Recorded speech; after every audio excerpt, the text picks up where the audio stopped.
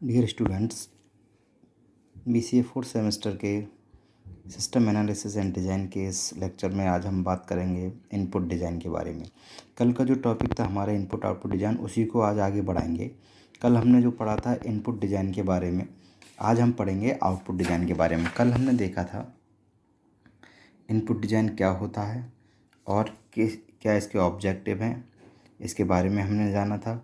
अब उसी के रिगार्डिंग हमारा है आउटपुट फॉर्म डिज़ाइन की। आउटपुट फॉर्म डिज़ाइन क्या होता है इसके बारे में बात करते हैं। The design of output is the most important task of any system.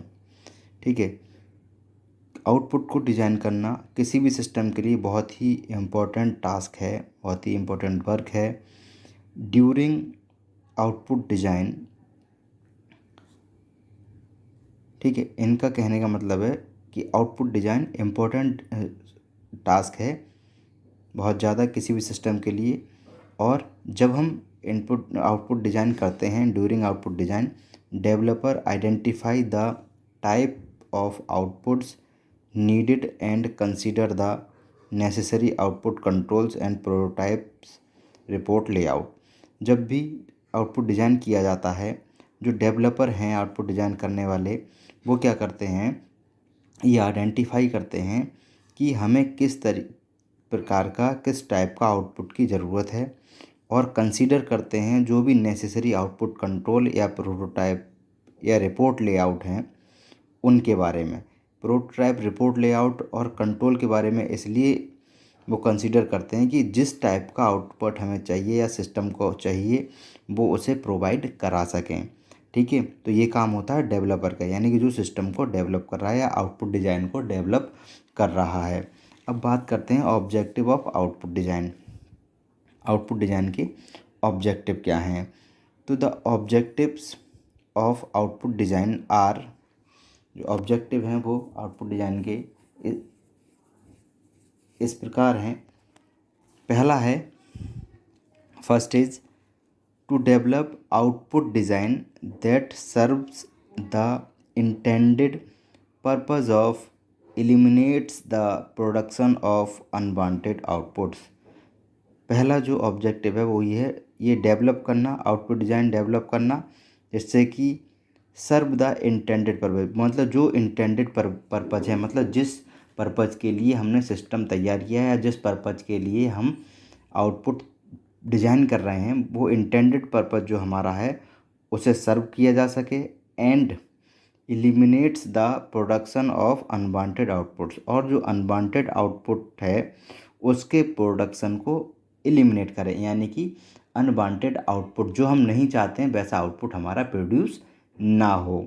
इसके लिए हम आउटपुट डिज़ाइन का यूज़ करते हैं, आउटपुट डिज़ाइन को डेवलप करते हैं। सेकंड इज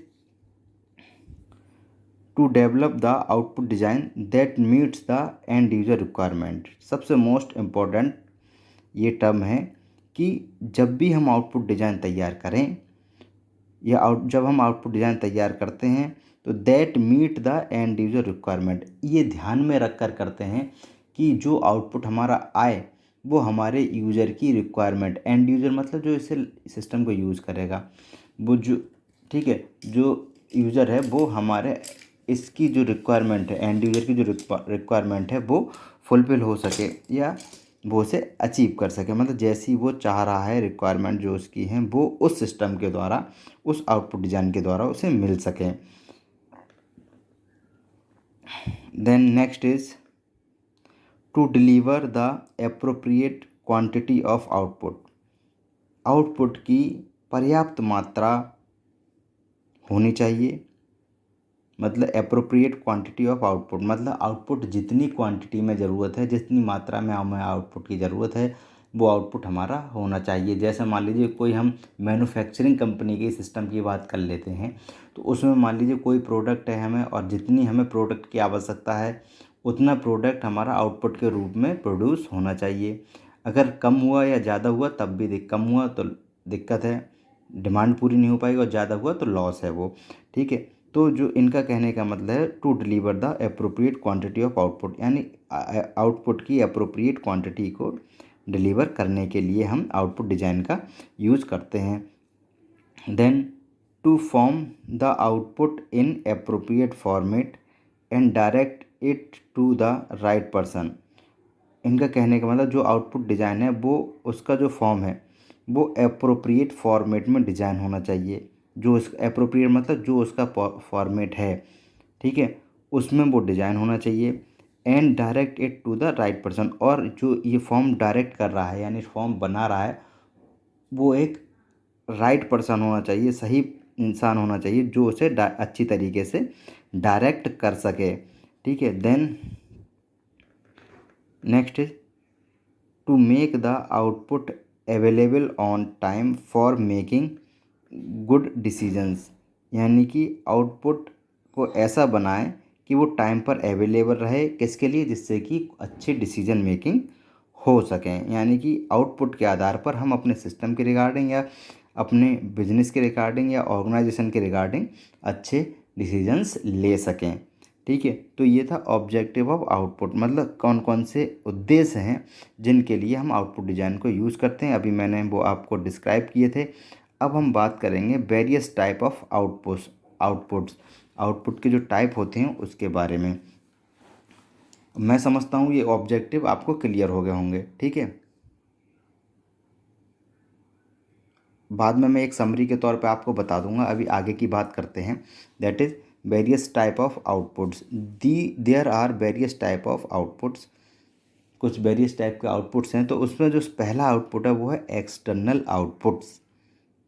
जैसा कि नाम है एक्सटर्नल आउटपुट, उसी से रिगार्डिंग है ये output. Manufacturers create and design external outputs for printers. जो मैन्युफैक्चरर हैं वो क्रिएट करते हैं और डिज़ाइन करते हैं एक्सटर्नल आउटपुट को, किसके लिए, प्रिंटर्स के लिए। प्रिंटर्स के लिए एक्सटर्नल आउटपुट और एक्सटर्नल आउटपुट को क्रिएट और डिज़ाइन किया जाता है मैन्युफैक्चरर के द्वारा। External outputs enable the systems to leave the trigger action. जो एक्सटर्नल आउटपुट है वो सिस्टम को इनेबल करता है कि वो जो ट्रिगर एक्शन है उसे सिस्टम लीव कर दे, छोड़ दे, on the part of their recipients, और confirm action to their recipient, यानी अपने रेसिपिएंट्स पर छोड़ दे, उनके पार्ट पर छोड़ दे, खुद उसमें कोई भी एक्शन ना ले। ठीक है, then some of the external outputs are designed as turn around outputs. कुछ जो एक्सटर्नल आउटपुट्स हैं वो टर्न अराउंड आउटपुट्स की तरह डिज़ाइन किए जाते हैं, which are implemented as a form and reenter the system as an input. जो एक फॉर्म की तरह इम्प्लीमेंट किए जाते हैं और सिस्टम के अंदर एक इनपुट की तरह री एंटर किए जाते हैं। ठीक है, तो ये होते हैं हमारे एक्सटर्नल आउटपुट्स। अब दूसरा है internal output. Internal outputs are present inside the system and used by end user. जो इंटरनल आउटपुट है वो सिस्टम के अंदर प्रोड्यूस किए जाते हैं और एंड यूज़र के द्वारा यूज़ किए जाते हैं। ऐसे आउटपुट जो सिस्टम के अंदर प्रोड्यूस किए जाएं और जो उनके यूज़र हैं एंड यूज़र उनके द्वारा वो यूज़ किए जाएं, वो हमारे इंटरनल आउटपुट कहलाते हैं। They support the management in decision making and reporting. और जो इंटरनल आउटपुट्स होते हैं वो मैनेजमेंट को सपोर्ट करते हैं डिसीजन मेकिंग में और रिपोर्टिंग में। ठीक है, किसी चीज़ की रिपोर्टिंग करनी हो या कोई डिसीजन मेकिंग करना हो, किसी प्रॉब्लम, किसी कंडीशन, किसी सिचुएशन के रिगार्डिंग, तब इंटरनल आउटपुट्स यूज़फुल रहते हैं। There are 3 type of reports produced by management information. जो मैनेजमेंट इन्फॉर्मेशन है उसके द्वारा 3 तरह की रिपोर्ट प्रोड्यूस की जाती हैं। वो शायद आपने पहले रिपोर्ट्स पढ़ा होगा BCA फर्स्ट सेमेस्टर में, लैंग्वेज एंड कम्युनिकेशन में, उसमें भी पढ़ा होगा। ये 3 तरह की रिपोर्ट हैं। डिटेल रिपोर्ट, जब हम रिपोर्ट को पूरी डिटेल में बनाते हैं, जो कि लेंदी रिपोर्ट हो सकती है हमारी, डिटेल रिपोर्ट हो जाती है। फिर समरी रिपोर्ट, यानी कि किसी भी पर्टिकुलर टॉपिक के बारे में आपको उसमें रिपोर्ट में केवल उसकी समरी मिलेगी, डिटेल नहीं मिलेगी। एक्सेप्शंस रिपोर्ट, यानी कि कुछ अपवाद रिपोर्ट होती हैं। ठीक है, तो ये 3 तरह की रिपोर्ट होती हैं। ठीक है, अब बात करते हैं आउटपुट इंटीग्रिटी कंट्रोल के बारे में। Output integrity control include routing code to identify the receiving system.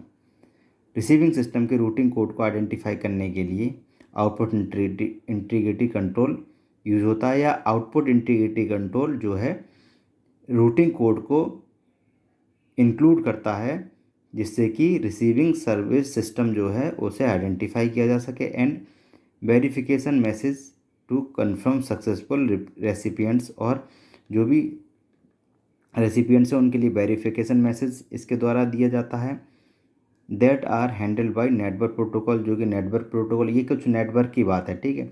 ये सारी चीज़ जो आउटपुट इंटीग्रिटी कंट्रोल और नेटवर्क क्या कि रिसीवर से ये क्या करते हैं, मैसेज रिसीव करना, कि आइडेंटिफाई करना कि रिसीविंग सिस्टम हमारा प्रॉपरली कनेक्टेड है या नहीं कनेक्टेड है, और कनेक्टेड है तो कंफर्म करना मैसेज के थ्रू सक्सेसफुली कि ठीक कि कनेक्टेड हुआ नहीं हुआ है। That are handle by network, और जो नेटवर्क प्रोटोकॉल सिस्टम में यूज हो रही है उसके द्वारा ये हैंडल किया जाता है। प्रिंटेड और screen format reports should include a data time for report printing and the data।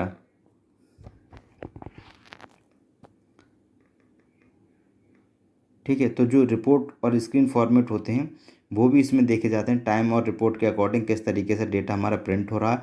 Multi page report contain report title and descriptor and pagination, और जो कई सारी रिपोर्ट्स अगर एक साथ हम देखें तो वो हमारी क्या करती हैं, टाइटल इंक्लूड करेंगे, डिस्क्रिप्शन इंक्लूड करेंगे, और पेजिनेशन यानी पेज नंबर वगैरह को ये इंक्लूड करती हैं। तो ये हमारा था टॉपिक आउटपुट डिज़ाइन, और ये जो हमारा टॉपिक था इनपुट आउटपुट डिज़ाइन, दोनों ये कवर हो गए हैं, इनपुट डिज़ाइन और आउटपुट डिज़ाइन। तो आज के वीडियो लेक्चर में स्टूडेंट्स इतना ही, आगे आप इसे ध्यान से पढ़िएगा, ठीक है। मैं समझता हूँ इजीली लैंग्वेज में मैंने लिखवाया है, आसानी से आपको समझ में आ जाएगा। Okay, thank you students, take care.